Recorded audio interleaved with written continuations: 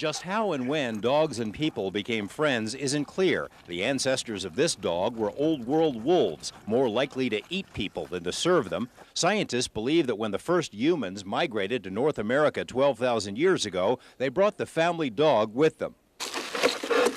This is our crypt cave dog. In a nondescript cardboard box at the State Museum in Carson City is a set of bones that reveals an amazing story about an ancient friendship. This was a fairly large dog, not great big wolf dog, but he was of a pretty good size. He could have been a hunting companion for running down moderate-sized game. The bones were found back in the 1950s, but their significance wasn't revealed until more recently, when carbon dating nailed down their true age. We were a little bit surprised to find out how old he was, 6,300 some odd years old, because there's very little in Nevada from, cultural material from that time period.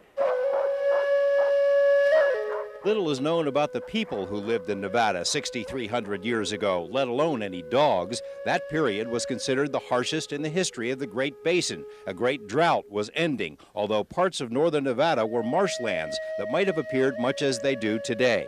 Food in such regions was comparatively plentiful, and it was there that Crypt Cave Dog lived with his family.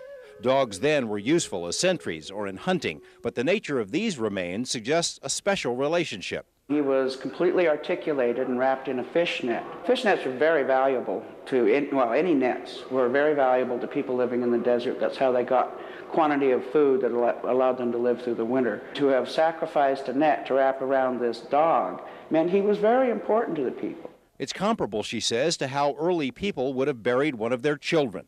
The bones hold another clue about the relationship. He had a severely broken hind leg. His tibia had been broken in a compound fracture, and he was taken care of while that healed. And I don't believe he could have survived that serious of break if he hadn't been fed and cared for by somebody who cared about him.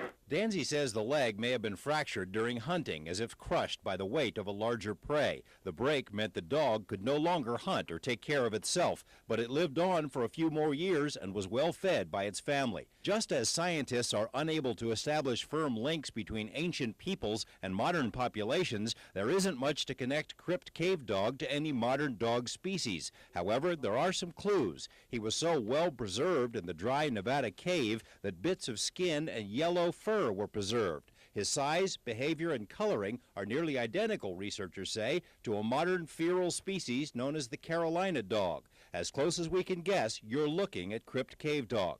And the affection shown between dog and human back then still runs strong today. Well, we all know dogs are very friendly animals and make wonderful companions, and I'm sure they have all along, because wolves are still the way they always were, and they still have that great social organization, that bonding of the group, and the affection between the members is pretty obvious. And they transfer that devotion and affection when they're domesticated as dogs to the human pack. For Las Vegas 1, George Knapp, Eyewitness News.